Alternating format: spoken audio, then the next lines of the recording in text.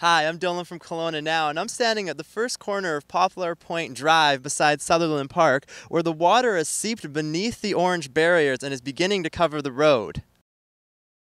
As of this morning, Kelowna now reported the lake level at 343.17 meters and still rising. For now, cars are easily making their way through the water, but if the water increases, access to the homes along Poplar Point Drive may become an issue. To stay updated on the latest information regarding the flooding, check out KelownaNow.com. For Kelowna Now, I'm Dylan McCullough.